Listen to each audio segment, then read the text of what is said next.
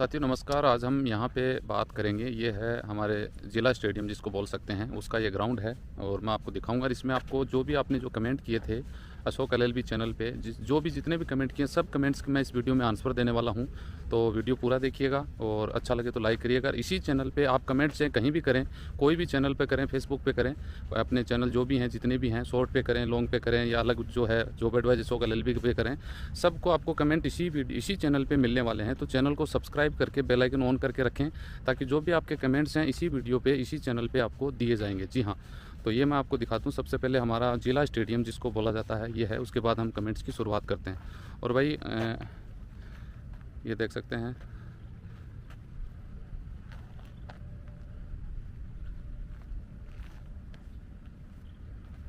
ये काफ़ी बड़ा है। शायद मुझे लगता है कि 8-10 एकड़ में बना हुआ है, काफ़ी बड़ा स्टेडियम होता है।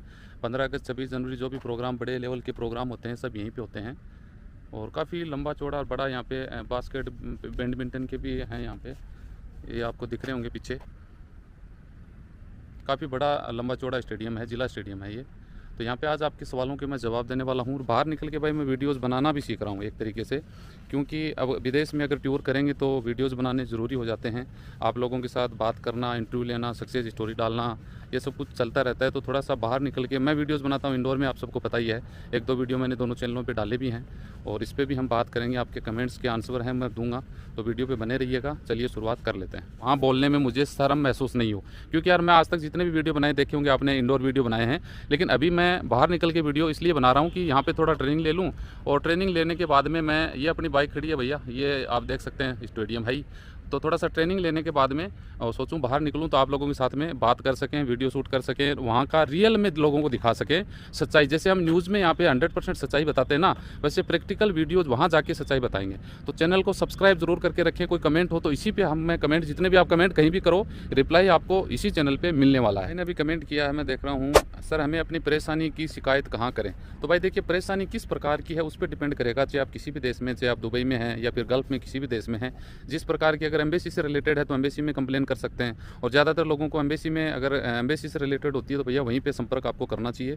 और कंपनी में आपकी किसी के साथ कोई प्रॉब्लम हो रही है, आपके साथ दुर्व्यवहार किया जा रहा है, तो कंपनी में भी आप कंप्लेन कर सकते हैं। बाकी कंडीशन करेगी, डिपेंड करता है आपकी कंडीशन पे कि भाई आपको समस्या किस प्रकार की है, ताकि वहाँ पे अगर यहाँ पे आप समस्या बता देते तो मैं उसका आंसर आपको अच्छी तरीके से दे पाता। आगे एक भाई ने कमेंट किया है, सर मैं दुबई में रहते हुए 2 साल का एग्रीमेंट किया है, क्या 6 महीने के बाद छुट्टी मिल सकती है, मुझे घर जाना है इमरजेंसी के लिए। तो बिल्कुल, अगर आपका 2 साल का एग्रीमेंट है तो किसी भी देश में अगर आप जाते हैं, आपका जो ट्रेनिंग टाइम पूरा होता है, समझ रहे हैं, जैसे किसी में 6 महीने का, 3 महीने का, इसी तरीके से वो पूरा होने के बाद 6 महीने बाद इमरजेंसी छुट्टी आप ले सकते हैं। बाकी मुझे लगता नहीं है भैया कंपनी आपको छुट्टी देने वाली है, क्योंकि कंपनियों तो आपको पता है, उनको तो लगता है कि लेबर लॉ तो हमने बनाया, सरकार ने थोड़ी बनाया, तो हम अपने हिसाब से छुट्टी देंगे। बाकी बिल्कुल छुट्टी के आप हकदार हैं, इमरजेंसी छुट्टी आप ले सकते हैं 10 दिन 5 दिन की। हालांकि कंपनियाँ कई सिक्योरिटी मांग लेती हैं कि भैया आप वीज़ा का पैसा जमा करवा दो या फिर आपकी 3 महीने की तनख्वाह हम नहीं देंगे, तो इस ब्याह पे भी काफ़ी लोगों को छुट्टियाँ मिल जाती हैं। तो आपको इस बेस पर भी छुट्टी मिल सकती है। अभी कमेंट किया कि सर दुबई से इंडिया के लिए कितना गोल्ड लेके आ सकते हैं। हालांकि इस पे वीडियोस बनाए हुए हैं काफ़ी सारे। देखिए, आपके डिपेंड करता है कि आप कितने टाइम से दुबई से आ रहे हैं, कौन सा वीज़ा पे आ रहे हैं। अगर आप मान लो 2 साल से आ रहे हैं तो मिनिमम आप कम से कम 20 ग्राम गोल्ड लेके आ सकते हैं। हालांकि ये क्राइटेरिया तब था, तब गोल्ड का भाव बहुत कम था, लेकिन अभी तो महंगा हो चुका है। तो 50,000 तक का गोल्ड ला सकते हैं भैया। 50,000 में तो आप समझ सकते हैं कि 10 ग्राम के करीब गोल्ड ही आएगा, इससे ज़्यादा तो नहीं आएगा। बाकी आप गोल्ड अगर लाते हैं तो आपको टैक्स देना पड़ेगा अलग से, और आप लालच में न आएँ, वरना एयरपोर्ट पे आपको दिक्कत हो सकती है। लक्सर अंजू बोलते हैं, सर मेरा वीज़ा ख़त्म हो गया लेकिन मेरा लेबर कॉन्ट्रैक्ट ख़त्म नहीं कर रहा है मेरा रबाब। देखिए, ये प्रॉब्लम बहुत सारे लोगों के साथ होती है कि वीज़ा ख़त्म हो जाता है तो लेकिन वो एग्रीमेंट ख़त्म नहीं करना चाहते। वो ये चाहते हैं कि भाई हम एग्रीमेंट वीज़ा दूसरा लगा देंगे और बंदा यहीं काम करता रहेगा। लेकिन वीज़ा आपकी सिग्नेचर से वीज़ा रिन्यू होता है, ये नहीं कि आपका वीज़ा ख़त्म हो जाता है तो कंपनी अपने आप वीज़ा रिन्यू कर देती है, ऐसा कोई नियम नहीं है। अगर एग्रीमेंट भी अगर आपका ख़त्म हो जाता है तो एग्रीमेंट आपका दोबारा साइन होगा, उस पर रिन्यू होने के लिए आपके सिग्नेचर होंगे। अगर आप सिग्नेचर नहीं करोगे तो दिक्कत ही नहीं है, आपको दोबारा से रिन्यू हो ही नहीं सकता, तो आप आराम से आ सकते हो। साइन आप जब तक नहीं करोगे किसी भी प्रकार के, तब तक आपका नहीं तो वीज़ा रिन्यू होगा, नहीं आपका एग्रीमेंट रिन्यू होगा। हाँ, 420 में चीटिंग करके वो कर लेते हैं, वो एक अलग बात है, लेकिन ऐसा अमूमन होता नहीं है। एक भाई ने कमेंट किया है इरशाद अहमद ने, सर गुड इवनिंग, मैं दुबई में काम कर रहा हूँ, 4 मंथ हो रहा है, 6 मंथ का प्रोविज़न है, बट मैं जॉब चेंज करना चाहता हूँ। बिल्कुल, आप देखिए, आपका अगर 6 मंथ का प्रोविज़न पूरा खत्म हो जाता है तो उसके बाद आप जॉब चेंज कर सकते हैं, लेकिन कंपनी आपसे वीज़ा का पैसा क्लेम मांग सकती है, पैसा का क्लेम मांग सकती है। इस बात का ध्यान रखिएगा। वो आपके एग्रीमेंट में लिखी हुई बातें, आप अपना एग्रीमेंट पढ़ लेंगे तो आपको सब कुछ समझ में आ जाएगा कि आप कब कंपनी छोड़ सकते हैं, कब जॉब चेंज कर सकते हैं, चेंज करने की क्या कंडीशन होती है। तो उसको थोड़ा सा आप फॉलो कर लीजिए, ताकि बहुत सारी बातें उसमें सब कुछ मेंशन किया हुआ है, लेकिन बस वही आपको, आप उसको पढ़ते नहीं है तो आपको पता नहीं होता। भाई ने कमेंट किया है, सर मुझे कंपनी में 6 साल और 8 मंथ हो गया है, टोटल लीव 5 महीना और 20 दिन का लिया है। अभी मैं छुट्टी मांग रहा हूं, लेकिन कंपनी छुट्टी नहीं दे रही है। रिज़ाइन दे सकता हूं क्या? कंपनी को वीज़ा कॉस्ट देना पड़ेगा। देखिए, इसके कई रीज़न हो सकते हैं। पहली बात तो ये कि वीज़ा कॉस्ट देने की आपको कोई ज़रूरत नहीं होती है। वीज़ा का पैसा तभी देना होता है जैसे आज गए हैं, 2-3 महीने बाद वापस आना चाहते हैं, या प्रोविज़न टाइम आपका, जैसे ट्रेनिंग टाइम जिसको बोल सकते हैं, वो आपका ख़त्म होने से पहले आप आना चाहते हैं, तो वीज़ा का पैसा आपको देना होता है। बाकी अभी आपको वीज़ा का पैसा देने की ज़रूरत नहीं। अगर आप छुट्टी कंपनी नहीं देती है आपको, तो आप बिल्कुल, कायदा तो ये, फ़र्ज़ तो ये होता है कंपनी का भी, आपका वीज़ा रिन्यू हो गया उसके बाद आप घर आ सकते हो लीव छुट्टी लेके, लेकिन कंपनी नहीं देती तो कंपनी की 420 आप मान सकते हैं, कंपनी आपके साथ गलत कर रही है। तो इसके लिए आप कंपनी में बिल्कुल, आप चाहते हो कि भाई रिज़ाइन देना चाहते हो तो आप रिज़ाइन दे सकते हो, कोई बड़ी बात नहीं है। कंपनी को एक्सेप्ट करना पड़ेगा, और कंपनी को इससे पहले आप धमकी दे सकते हैं कि भैया आप छुट्टी नहीं दोगे तो मुझे रिज़ाइन मार के जाना पड़ेगा। और वीज़ा का कॉस्ट का पैसा मांगते हैं, तो आपका जैसे वीज़ा आज रिन्यू हुआ है, उसके 1 महीने बाद ही आप रिज़ाइन देते हैं तो वीज़ा का पैसा कंपनी मांग सकती है। लेकिन 6 महीने 4 महीने हो गए, आपका वीज़ा लगा हुआ, रिन्यू हो गया, तो फिर वीज़ा का पैसा मांगने का उनका कोई अधिकार नहीं है। आप बिल्कुल रिज़ाइन दे सकते हैं, या मोहरे से भी कंप्लेन करके उनकी शिकायत कर सकते हैं, क्योंकि छुट्टी लेना आपका जन्मसिद्ध अधिकार है, कोई बड़ी बात नहीं है। 2 साल में, आपको पता है 2 साल में 2 महीने की छुट्टी होती है, 1 साल में 1 से 30 दिन की छुट्टी होती है, और इमरजेंसी छुट्टी भी होती है, जिसपे मैंने अलग से वीडियो बना रखा है, आप चाहो तो वो जाके देख सकते हैं। मनीष प्रजापति बोलते हैं, सर मेरी उम्र 19 साल और 6 महीना हो गई है, क्या मैं विदेश जा सकता हूँ? देखिए, कुछ कंडीशन में आपको कई देशों में, यूरोप देशों में तो भैया सब देशों में जा सकते हैं, कोई चक्कर नहीं पड़ता। गल्फ में है, जैसे आप सऊदी अरबिया हो गया या फिर कुवैत हो गया, यहाँ पे आपको कम से कम 21 साल की उम्र पूरी करनी पड़ती है, उसके बाद ही, क्योंकि आपका गम का मेडिकल होता है, तो गम का में 21 साल की एज आपकी होनी चाहिए, तभी आप जा पाओगे। बाकी दुबई आप जा सकते हो, कोई दिक्कत नहीं है, और भी बहुत सारी कंट्री है वहाँ पे आप जा सकते हैं। अब्दुल रहमान बोलते हैं, सर मेरा भाई 29 नवंबर को 2022 को दुबई गया था, पहली बार उन्होंने, वहाँ की पुलिस ने अरेस्ट कर लिया है बोलकर कि आपने यहाँ फ्रॉड किया है, जबकि मेरा भाई कहाँ, मैं फर्स्ट टाइम वहाँ गया हूँ, पुलिस का कहना है कि तुम जांच करेंगे, बट आज तक उनकी जांच ही चल रही है। 50 डेज हो गए हैं, अभी जेल में ही है। कॉल आता है वीकली, उनको बोला कि जानकारी नहीं मिल रही है, तुम क्यों, क्या किया है? मतलब इनका कहने का मतलब भाई आपका ये है कि आपका भाई वहाँ पे गया था, लेकिन उनको अचानक से पुलिस ने पकड़ के जेल में डाल दिया, और ये बोला गया कि आपने यहाँ पे कोई जुर्म किया है, कोई क्राइम किया है, इस वजह से उसके ऊपर जाँच कर रही है। तो देखिए, कई बातें हो जाती है इसमें, 2 बातें, एक नेगेटिव बात है, एक पॉजिटिव आप सोच सकते हैं। नेगेटिव तो इसलिए है कि भैया कई बार क्या होता है कि अपने परिवार में कई लोग वहाँ पे जाके कुछ गलत कर देते हैं। गलत का मतलब मीन्स कोई भी गलत वो कर लेते हैं, और उनके ऊपर कोई कंप्लेन हो जाती है, तो पुलिस उनको उठा लेती है। घर पे वो सच्चाई बताते नहीं है, क्योंकि उनको डर लगता है कि यार सच्चाई बताएंगे तो घर वाले क्या कहेंगे, क्या सोचेंगे, मतलब ऐसी शर्म के मारे वो बताते नहीं है, क्लियर बात। और दूसरी बात ये होती है, कई बार गलतफहमी में हो जाता है ऐसा कि उसी के नाम से कोई बंदा ने कोई क्राइम किया होगा उसके नाम से, लेकिन मेन चीज़ होती है पासपोर्ट की इंक्वायरी तो बाद में होती है, पहले किसी नाम आ जाता है बंदे का तो उसको गिरफ्तार कर लेते हैं। तो ऐसी बहुत सारी सिचुएशन होती हैं, लेकिन वहाँ पे दुबई में कानून अच्छे हैं, कोई दिक्कत वाली बात होती नहीं है इतनी कि किसी को निर्दोष को फंसाया जा सके, ठीक है। तो इसके लिए आपको वहाँ पे और भी बहुत सारे लोग रहते होंगे, या फिर कोई लॉयर की आपको सहायता लेनी चाहिए, हेल्प मांगनी चाहिए, ताकि वो वहाँ जाके जो पुलिस FIR हुई है उसमें रीज़न देखा जाए, या उसकी जाँच पड़ताल। इतना दिन तो दुबई में नहीं लगता, ये मान लो दुबई में इतना टाइम नहीं लगता भाई। अब कोई भी क्राइम में कि भाई पुलिस 50 दिन से जांच कर रही है, वहाँ तो तुरंत ऑन द स्पॉट फैसला हो जाता है 5-10 दिन में। हाँ, कोर्ट में थोड़ा बहुत लंबा टाइम लग सकता है। तो सच्चाई आपका भाई है, वही बता पाएगा, उसमें आपको, हम इसमें कुछ नहीं कह सकते। या फिर पुलिस की FIR लिखी गई है, उसमें पता लगेगा कि भाई रियल मामला क्या है। मनोज सिंह पूछते हैं, सर उन्होंने मेरे एग्रीमेंट में $350 बताया था, लेकिन एग्रीमेंट में $200 लिखा हुआ है। तो भाई आपने देखिए, ये तो गलत एग्रीमेंट है, या फिर उसने चीट करके आपको एग्रीमेंट झूठा बताया था।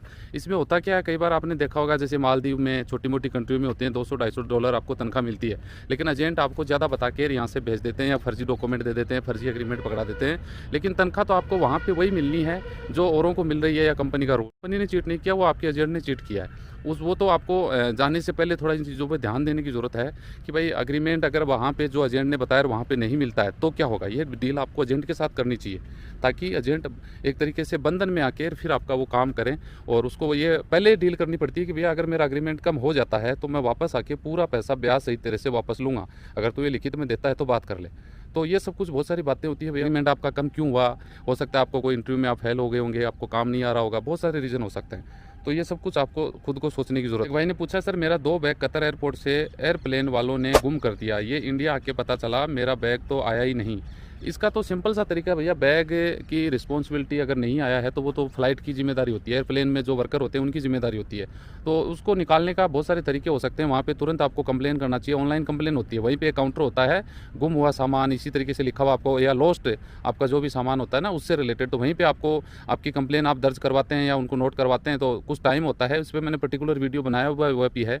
बाकी आप इसके रिसर्च करेंगे तो आपको सामान बिल्कुल मिल जाएगा। जब भी आपका पीछे से आता है या खो जाता है तो उसको एयरलाइन की रिस्पॉन्सिबिलिटी होती है, चाहे आपको मुआवजा मिले चाहे आपका सामान आपके घर तक कोरियर द्वारा वो पहुंचाते हैं। तो ये सब कुछ है, बाकी आप थोड़ा डिटेल इस पे ले सकते हैं। मुख्तार पूछते हैं, सर हमें ब्लैक लिस्ट का हमें कैसे पता, हमें पता नहीं है कितने दिन का ब्लैक लिस्ट होता है, और कृपया करके पासपोर्ट आपके पास भेजें क्या। यानी आपका कहने का मतलब ये है कि भैया कंपनी ने आपको ब्लैक लिस्ट कर दिया तो आपको ये नहीं पता कि ब्लैक लिस्ट कितने टाइम का होता है। तो ब्लैक लिस्ट लास्ट देखिए, वैसे अगर नॉर्मली देखा जाए तो भैया 5 साल तक का आपका हो सकता है ब्लैक लिस्ट में, लेकिन इसमें देखना ये होगा कि आपका ब्लैक लिस्ट होने का कारण क्या है। अगर कारण का पता लग जाएगा ना, जैसे सपोज करिए आपने एग्रीमेंट खत्म करके या आपने तुरंत आप बीच में वापस आ गए तो 1 साल का ब्लैक लिस्ट हो सकते हो, या फिर आपने कंपनी छोड़ दी, भाग गए, समझ रहे हैं, और कंपनी ने पीछे से आपके ऊपर FIR करवा दी लॉस्ट की, तो आपको 5 साल का पेन लगेगा। या फिर आपको लड़ाई झगड़ा करके आ गए, पुलिस कंप्लेन हो जाती है जिसमें आपको सज़ा हो जाती है 3 महीने से ऊपर की, तो फिर आप ब्लैक लिस्ट लाइफ टाइम के लिए हो जाते हैं, उस देश में नहीं जा सकते हैं। या फिर कोई 2 नंबर का काम करते हुए पकड़े जाते हैं तो भी आप उस देश में दोबारा नहीं जा सकते हैं। मनीष शर्मा पूछते हैं, सर पंजाब में मैन पावर ऑफिस कौन सी है, प्लीज़ बताओ। देखिए पंजाब में सैकड़ों लगभग 100 से प्लस मैन पावर ऑफिस हैं जहाँ से आप अपना काम करवा सकते हैं, लेकिन उसकी पहचान करना आपको ज़रूरी होता है, क्योंकि भैया मैन पावर तो वहाँ पे 100 प्लस हैं, लेकिन जो बिना मैन पावर बैठे हैं ना वो आपको 5000 से ऊपर मिल जाएंगे। तो हर जगह मतलब ऐसे दिखेंगे जैसे होता है ना, एक लोगों का एक मेला झूम सा दिखता है कि यार कितनी भीड़ है, वैसे वहाँ पे एजेंटों की भीड़ दिख सकती है। लेकिन इसमें आपको उसको छांटना पड़ेगा, देखना पड़ेगा और उसका लाइसेंस चेक करना पड़ेगा, तब जाके आपको पता लगेगा। सर पूछते हैं, सर 12वीं पास मेडिकल हेल्थ केयर में जा सकता है क्या। देखिए मेडिकल हेल्थ केयर में भैया 12वीं पास तो कैसे जाएगा, अगर आप 12वीं पास इंडिया में हो और आप मेडिकल हेल्थ केयर में कैसे जॉब कर सकते हो। इसके लिए तो आपको मेडिकल हेल्थ केयर से रिलेटेड डिप्लोमा डिग्री होना ज़रूरी है, तभी आप जॉब कर पाओगे। ऐसे तो जॉब करना आपके लिए इम्पॉसिबल हो जाएगा, क्योंकि ये मेडिकल से रिलेटेड है, नॉर्मल जॉब नहीं है कि आप जा सकते हो उसमें। पूछती हैं कि सर मेरी बेटी मुझे ऑस्ट्रेलिया से कितना पैसा भेज सकती है। देखिए किसी भी देश में कितना भी पैसा आप मंगा सकते हैं, कोई इतना ये नहीं है कि आपको आपके अकाउंट में ज़्यादा पैसा आ रहे हैं तो आपको टैक्स देना पड़ेगा, क्योंकि लोगों की करोड़ों रुपए पैकेज होते हैं तो वो पैसा वहाँ नहीं रखते, वो तो इंडिया में पैसा आता है। तो ऐसा तो नहीं है कि विदेश से आने वाला पैसे पे टैक्स फ्री है, आप अपने अकाउंट में कितना भी पैसा मंगवा सकते हैं, कोई दिक्कत आपको नहीं आने वाली है। हाँ उन पैसों से अगर आप इंडिया में बिजनेस करते हैं और बिजनेस से जो इनकम होती है तो आपका टैक्स लगेगा, बाकी आप कितना भी पैसा विदेश से मंगा सकते हैं, कोई दिक्कत नहीं आएगी। एक भाई पूछते हैं, विकास बरमूला, UAE में मेडिकली ब्लैक लिस्ट कर दें तो उसका क्लियर कैसे करें और कब तक जा सकते हैं। भाई देखिए मेडिकली ब्लैक लिस्ट नहीं होता है, मेडिकल में कोई ब्लैक लिस्ट नहीं होता। आप इंडिया से गए, आपका वहाँ मेडिकल हुआ, मेडिकल में आप हो गए अनफिट, उसको अनफिट बोलते हैं, ब्लैक लिस्ट एक अलग चीज़ हो जाती है। तो ब्लैक लिस्ट आप अनफिट हो गए तो कंपनी आपको 2-3 बार चांस लेती है, अगर आपका मेडिकल करवाती है, उस मेडिकल में आप अनफिट हो जाते हैं तो फिर आपको वापस इंडिया आना पड़ता है। हाँ यहाँ से आपको इंडिया आकर उस जो भी आपकी प्रॉब्लम है जिससे रिलेटेड आप अनफिट हो गए उसका आपको ट्रीटमेंट करवाना पड़ेगा अपने नियर बाई डॉक्टर से, और फिर उसको आप मेडिकल दोबारा कराओगे, उसके बाद लगेगा कि आप फिट हो तो दोबारा अप्लाई करके जा सकते हो। ब्लैक लिस्ट नहीं होता मेडिकल अनफिट में, ध्यान रखें इस बात का। ठीक है, ओके बोलते हैं, नमस्कार सर मेरा नाम कादिर है, मैं बेहद गरीब परिवार से हूँ, मलेशिया में जॉब लेबर की करना चाहता हूँ, खर्च करके जाऊँ, पैसे भी नहीं है, मेरी नज़र बहुत कमज़ोर है, चश्मा लगाता हूँ, ऐसी कोई कंपनी बताए जो मुझे ले जाने का सारा खर्च खुद दे। तो भाई देखिए पहली बात तो ये है कि ऐसी कंपनियां तो होती हैं, नो डाउट कि आपको मान लो कंपनी अपने बेस पे हायर कर ले और उसमें आपको वो जॉब भी लगाते हैं, वीज़ा का पैसा भी दे दें, ऐसी कंपनियां आती भी हैं। और मैन पावर ऑफिस से आप अगर अप्लाई करते हैं सरकार से रजिस्टर्ड एजेंटों से, उनके पास ऐसी वैकेंसीज आती रहती हैं, क्योंकि उनको एजेंसी जो कंपनी हायर करती है ना उनको कमीशन देती है। तो ऐसे बहुत सारे लोग होते हैं जो बिना पैसे विदेश में चले जाते हैं, जैसे ओमान में अगर गल्फ TFR कंपनी की बात करें तो मेरे गांव के काफ़ी लोग वहां पे गए थे, जिसमें कंपनी ने घर से निकलने के बाद में खर्चा भी जो लगा था ना, वो उनको वापस रिफंड मिल गया था। तो ऐसी बहुत सारी कंपनियां हैं, लेकिन प्रॉब्लम ये आ जाती है कि नज़र कमज़ोर। जी हाँ, अगर आपकी आंखों में प्रॉब्लम है तो आपका मेडिकल होगा। मलेशिया में जाओ, जिस देश में मेडिकल होता है ना, उस देश में फिर आपकी आंखें कमज़ोर हैं तो भैया आप मेडिकल अनफिट हो जाओगे। हाँ, चश्मा लगा है, आपको सब कुछ दिख रहा है, तब तक तो चल जाओगे। बाकी नज़र ज़्यादा कमज़ोर है तो फिर आपको दिक्कत आएगी, आप मेडिकल अनफिट हो सकते हो। एक भाई पूछते हैं, सर अगर ड्रिंक केस में फाइन देते हैं तो कोर्ट में और नहीं बाहर, बता कितने मंथ के लिए सज़ा होगी, कब होगी? देखिए, आपका क्वेश्चन थोड़ा सा अटपटा सा है भैया, समझ में कम आया मुझे। ड्रिंक केस में सज़ा हो जाती है, तो ड्रिंक और कंडीशन हर चीज़ में देखिए, कानून में बहुत एक बात के बहुत सारे अर्थ निकलते हैं। एक ही कानून अलग अलग जगह पे अलग अलग तरीके से लागू होता है। अब ड्रिंक का मतलब क्या होता है? एक तो आपको पीते हुए रोड पे पकड़ लिया तो भैया आपको हो सकता है 2-4 दिन की सज़ा और आपको वापस भेज दें, और वो आपको बेचते हुए पकड़ लिया, 2 नंबर का काम करते हुए पकड़ लिया, या ड्रिंक की वे को मारपीट करते हुए पकड़ लिया, तो ये सब कुछ डिपेंड करता है उस कंडीशन पर। तो उस हिसाब से फिर आपके ऊपर केस बनता है और सज़ा भी उस हिसाब से होती है। 3 महीने से ऊपर सजा हो जाती है तो भैया कंपनी भी फिर आपको निकाल देती है, कंपनी नहीं रखती है, आपको फिर इंडिया आना होता है। आगे अगर बात करें तो एक भाई ने, अनवर अहमद, कमेंट करते हैं, सर जी ये बताइए कि दुबई में विजिट वीज़ा और टूरिस्ट वीज़ा पे जाने के बाद क्या एम्प्लॉय हो सकता है, बताने का कष्ट करें। भाई बिल्कुल, दुबई तो वर्ल्ड में सबसे बेस्ट कंपनी, दुबई की अगर बात करें तो वर्ल्ड में सबसे बेस्ट कंट्री है, यही मान सकते हैं, जिसमें विजिट टू वर्क 100% आसानी से हो जाता है, कोई दिक्कत ही नहीं आती है। हाँ, बाकी कंपनी के साथ आप करते हो उसको थोड़ा सा पहले जाँच पड़ताल कर लें, वो आपके साथ चीटिंग नहीं करे, धोखाधड़ी नहीं करें, कंपनी टाइम पे तनख्वाह दे या नहीं दे, जॉब कितना करवाएं वो आप देख लें। बाकी 100% विजिट टू वर्क एम्प्लॉयमेंट हो जाता है यूएई में, दुबई में 100% रिजल्ट है इसका। बाकी देशों में इतना नहीं है, लेकिन यूएई का 100% है भाई। KW2 ब्रोदर्स पूछते हैं, सर मेरा कुवैत में 600 KD मांग रहा है, क्या करूं? घर भी नहीं आने दे रहा है, कैसे करूं? एम्बेसी वाले हेल्प करेंगे या नहीं? देखिए, आपसे 600 KD क्यों मांग रहा है? सबसे बात तो ये है, आपका मान लो वीज़ा में टाइम आपका 1 साल हो गया या 2 साल हो गए, फिर अगर आप घर आना चाहते हो, छुट्टी ले रहे हो, तो 600 KD मांग रहा है तो वो गलत मांग रहा है। अभी आप मान लो आज गए हैं और उसके महीने, 2 महीने, 3 महीने में आप घर आना चाहते हैं, तो फिर वो वीज़ा कॉस्ट ये बोलते हैं भैया जमा करवा दो और फिर चले जाओ, ताकि आप नहीं भी आओ तो मेरा कम से कम वीज़ा का पैसा तो नहीं लगे।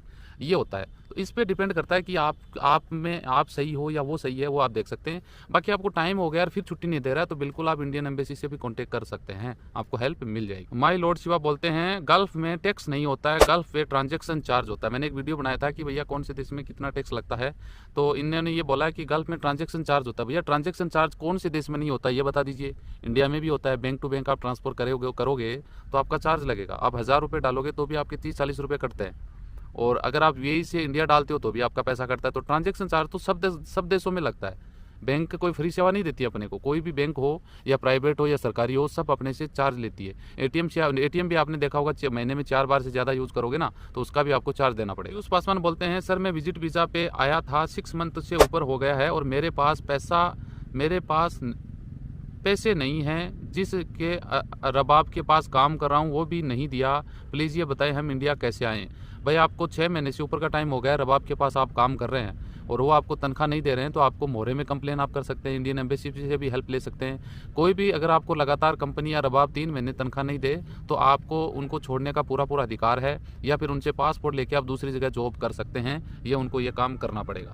माई लॉर्ड शिवा बोलते हैं, एक्सचेंज रेट कितना मिलता है विदेश से जो इंडिया में मनी सेंड करके आता है, बताओ। देखिए, एक्सचेंज रेट का भैया सीधा अगर अपन मोटी भाषा में बात करें ना, तो ये मान लो कि आप अभी इंडिया से अगर आप वहाँ जाके एक्सचेंज कराते हैं तो आपको 22 रुपये होंगे, तब आपको 1 दिनार मिलेगी, और उधर से आप इंडिया पैसा भेजोगे तब ये मान लो 21 का भाव चल रहा है तो आपको 19 के लगभग मिलेगा। इतना कटता है, सब देशों का यही रूल है, 2-3 रियाल का डिफरेंस आएगा। अगर आप जैसे सऊदी की मान लो 20 का भाव चल रहा है तो आपको इंडिया को पैसा भेजोगे तो 18 के करीब ही मिलेगा। इस तरीके से सब देशों पे आप डिपेंड कर सकते हो। हाँ, ऊपर नीचे हो सकता है, करेंसी के ऊपर नीचे उतार चढ़ाव चलता रहता है, थोड़ा बहुत ऊपर नीचे आप देख सकते हैं। गुरु बाबू बोलते हैं, 2015 से यूएई में जॉब करता हूँ, अभी दूसरा कंपनी में जाना चाहता हूँ, लेकिन पासपोर्ट में सरनेम नहीं है, अबू धाबी में पासपोर्ट रिन्यूअल कराया हूँ, मिल जाएगा? देखिए, पासपोर्ट में सरनेम नहीं है, कोई चक्कर ही नहीं है ना। आप यूएई में हैं, आपको इंडिया आओगे तो भी पासपोर्ट की जरूरत नहीं पड़ेगी, पासपोर्ट की जरूरत पड़ेगी, सरनेम का कोई चक्कर नहीं रहेगा। और कंपनी छोड़ के दूसरी कंपनी में आप ज्वाइन कर रहे हैं तो भी सरनेम का कोई चक्कर है ही नहीं। इंडिया से फर्स्ट आप पहली बार जा रहे हैं इंडिया से विजिट वीज़ा में, तो आपको सरनेम की ज़रूरत पड़ेगी। और बाकी अगर आपके पासपोर्ट में वीज़ा लगा हुआ है, इंडिया आप छुट्टी आ चुके हैं, तो भी आप जाओगे तो सरनेम नहीं होगा तो भी आप जा सकते हो, कोई दिक्कत आपको नहीं आने वाली। सर जी अशोक ओके भाईजान, 2 फरवरी को मेरा एम्प्लॉय वीज़ा 6 मंथ हो रहा है, मैं कंपनी कैंसिल कर सकता हूं क्या? भैया 6 मंथ के बाद में आप वीज़ा कैंसिल करने के लिए रिज़ाइन दे सकते हैं, नो डाउट। लेकिन वो कितना जल्दी आपकी कंपनी मान जाती है या फिर वो कैसे नाटक करती है, कितना आपको बोलेगी इतना पैसा दो, या वो लफड़े वाली बात है। बाकी बिल्कुल कर सकते हो, नो डाउट। पहले भी कर सकते हो, ये नहीं कि 6 महीने बाद करो, पहले भी कर सकते हो। 6 महीने बाद तो आप कर ही सकते हो, कोई दिक्कत होगी नहीं। आप जावेद ऑफिशियल बोलते हैं, सर मुझे 6 मंथ हो गया है, क्या मुझे इमरजेंसी लीव नहीं मिल रही है? मेरा कफिल बोल रहा है कि वीज़ा का पैसा दो, तब आप बताओ मैं क्या करूं, घर में इमरजेंसी काम है। भैया आपको 6 महीना आपको 6 महीना हो चुका है, इमरजेंसी पे घर आना चाहते हैं, तो इंसानियत की बात और कानून तो ये बोलता है कि बिल्कुल आप आ सकते हैं, आपको आराम से उसको छुट्टी देनी चाहिए। लेकिन वही है, उसको ये लग रहा है कि आप छुट्टी लेके जाओगे, वापस नहीं आओगे, मेरा वीज़ा का पैसा लग गया था, इसलिए वो बोलता है वीज़ा का पैसा दो और जाओ, फिर छुट्टी काट के वापस आ जाओ। अब वो अगर मानता है तो ठीक है, वरना भाई आपको लगता है कि वापस यहाँ आना है तो आपको वीज़ा की सिक्योरिटी मनी के तौर पे वो मांगते हैं। हालांकि ये नहीं मांगनी चाहिए, मैं क्लियर कर दूं, नहीं मांगनी चाहिए, लेकिन वो मांगते हैं, आपकी मजबूरी है तो फिर इंसान को देना पड़ता है पैसा। ऐसे केस मैंने देखे हैं जो वीज़ा के पैसे जमा करा के जाते हैं, रसीद ले लेते हैं, वापस छुट्टी काट के जाते हैं, वो पैसा वो वापस ले लेते हैं। रसीद होनी ज़रूरी है, ये नहीं कि आपने हाथ में पकड़ा दिया तो भाई वो मना कर सकता है। रसीद लो और फिर आप ये काम कर सकते हो। असलम उस्मान बोलते हैं, सर मेरा एक फिंगर नहीं है, क्या मैं विदेश जा सकता हूँ क्या? भैया मेडिकल से रिलेटेड जितने भी बता दूँ आपको, आंख में प्रॉब्लम है, आंख का मतलब एक तो जैसे चश्मा लगा हुआ है, ये तो भैया धूप से बचने के लिए लगा रखा है। एक आपकी आंखें कमज़ोर हैं, तो नॉर्मल कमज़ोर हैं, आपको दिख रहा है, मेडिकल में पास हो जाओगे तो दिक्कत नहीं आएगी। दूसरा आपके पैर में दिक्कत है, आप कुछ लंगड़ा के चलते हैं, हाथ में दिक्कत है, हाथ टेढ़ा है ना, छाती में दाग है, ब्लड में प्रॉब्लम है, तो ये लोग नहीं जा सकते। आप इनका ध्यान रखिए, बिल्कुल भी नहीं जा सकते। आपकी एक अंगुली भी अगर नहीं है ना तो भी आप नहीं जा सकते। अन कुटेल बोलते हैं, सर क्या आप चेक करके बता सकते हैं कि कुवैत का वीज़ा फेक है या जेन्युइन है, और फीस दूंगा मैं आपकी? बिल्कुल भाई, मैं आपको बता ही नहीं सकता, मैं आपको गारंटी भी दे सकता हूं कि ये आपका वीज़ा फेक है या असली है, आपका ओरिजिनल एग्रीमेंट है या फेक है, आपको जो भी बताया गया है उसमें कितनी सच्चाई है। जी हाँ बिल्कुल। अब्दुल सलेम बोलते हैं कि अरे भाई साहब नमस्ते, आपका ऑफिस कहाँ पे है, आपका टेलीफोन नंबर कहाँ है, आपका एड्रेस बताइए। भाई देखिए, ऑफिस का तो अपना कोई चक्कर है नहीं। ऑफिस तो अगर देखा जाए तो जो एजेंटी का काम करते हैं उनकी है, तो अपन वो तो काम नहीं करते, तो मिलने का तो कोई चक्कर नहीं रहता। और बाकी मैं ये चाहता हूँ कि यार आप मेरे से मिलना चाहते हो, और मैं ये चाहता हूँ कि मिलने की बजाय आपका टाइम ख़राब होता है, आपके हज़ारों रुपये लगते हैं, आधे घंटे की मुलाकात होती है, तो वही काम मैं अगर आपका फ़ोन पे कर दूँ तो कैसा लगेगा? समझ रहे हैं बात को? तो इतनी दूर आने की बात करने की कोई ज़रूरत ही नहीं पड़ती यार, फ़ोन पे कर लेते हैं सब कुछ। रहमतुल्लाह बोलते हैं, बम्बई में लाइसेंस वाली ऑफिस का धोखाधड़ी तो नहीं करते हैं क्या? भाई देखिए, धोखाधड़ी के बाद मैं बता दूं कि माँ बाप अपने बच्चे को जन्म के पाल पोस के 20 साल 25 साल का कर देते हैं, फिर भी वो उनके साथ चीटिंग कर लेते हैं। समझ रहे हैं? उससे बड़ा रिश्ता कोई नहीं होता ना परिवार में। लेकिन देखिए, ये कोई माथे पे नहीं लिखा होता कि लाइसेंस वाले हैं तो वो चीटिंग नहीं करते। आपके पास कार है, गाड़ी है आपके पास में, आपके पास लाइसेंस है, तो इसका मतलब ये नहीं कि आप किसी को ठोकोगे नहीं, किसी को मारोगे नहीं। समझ रहे हैं बात को? हाँ, वो एक अथॉरिटी बन जाती है सरकार की नज़रों में।